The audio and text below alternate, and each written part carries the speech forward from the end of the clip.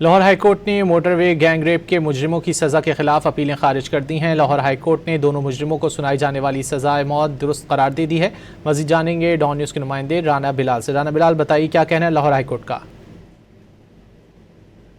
राना बिलाल से रब्ता करने की कोशिश कर रहे हैं। लाहौर हाईकोर्ट ने मोटरवे गैंगरेप के मुजरिमान की सज़ा के खिलाफ अपीलें खारिज कर दी हैं। लाहौर हाईकोर्ट ने दोनों मुजरिमान को सुनाई जाने वाली सज़ाए मौत दुरुस्त करार दे दी हैं।